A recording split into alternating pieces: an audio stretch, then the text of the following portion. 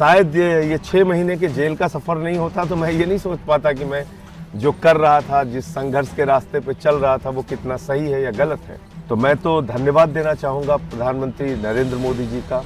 हो सकता है कि आज बहुत सारे माध्यम बिक गए हों, लेकिन इतिहास कभी नहीं बिकता।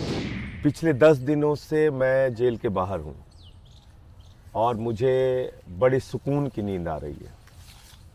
6 महीने मैं जेल में रहा, कुछ दिनों तक मुझे आइसोलेशन में रखा। प्रधानमंत्री जी ने शायद अगर ये मौका नहीं दिया होता तो मैं अपने आप से मुलाकात नहीं कर पाता, मैं उन तमाम महापुरुषों से मुलाकात नहीं कर पाता, मैं उन तमाम क्रांतिकारियों के साथ बातचीत नहीं कर पाता जिनके बारे में मैं सुनता था, कहानियां पढ़ता था। उनसे मेरी मुलाकात हुई, क्योंकि जब एकांत में आदमी होता है तो उसको बहुत कुछ सोचने समझने का, चिंतन करने का मौका मिलता है। मैंने नेल्सन मंडेला जी से मुलाकात की, क्या शानदार क्रांतिकारी जीवन था उनका। मैंने शहीद आजम भगत सिंह जी से मुलाकात की। 23 साल का एक नौजवान कैसे हिंदुस्तान की आज़ादी के लिए अपना सब कुछ न्यौछावर कर सकता है, ये जाना उनको पढ़कर। मैंने अशफाक उल्लाह जी से मुलाकात की, रोशन सिंह, राजेंद्र दहड़ी, राम प्रसाद बिस्मिल, पता नहीं कितने क्रांतिकारी जिनके बारे में पढ़ा, जाना, काला पानी के दस्तावेज पढ़े। और तब ये लगा कि 30 साल से जो समाज सेवा, राजनीति के माध्यम से लोगों की सेवा कर रहा था, शायद मेरा रास्ता सही था। और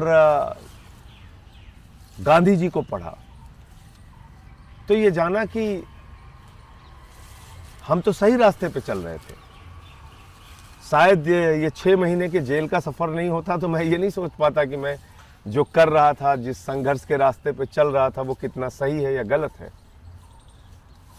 तो मैं तो धन्यवाद देना चाहूँगा प्रधानमंत्री नरेंद्र मोदी जी का कि उन्होंने ये अवसर मुझे दिया अपने आप से बात करने का, अपने रास्ते को और मजबूत बनाने का। मैं 6 महीने जेल की यात्रा से और तप कर निकला हूँ आगे के रास्ते को तैयार करने के लिए, आगे के रास्ते को और मजबूत करने के लिए। और एक बात मैं और कहना चाहता हूँ कि हो सकता है कि आज बहुत सारे माध्यम बिक गए हों, लेकिन इतिहास कभी नहीं बिकता। इतिहास में वही दर्ज होता है जो आप करते हैं। क्या सच है, क्या गलत है, ये लोग तय करेंगे। लेकिन किस मंशा से प्रधानमंत्री जी ने मुझे जेल भेजा मैं नहीं जानता, लेकिन उनकी जो भी मंशा रही हो, मैं इतना ही कह सकता हूं कि आपको बहुत बहुत धन्यवाद मोदी जी। आपने 30 साल के मेरे संघर्ष के जीवन को और मजबूत बनाया और ये भरोसा दिलाया कि मैं जो काम कर रहा था वो बिल्कुल सही था और आगे और मजबूती से उसी रास्ते पे बढ़ूंगा।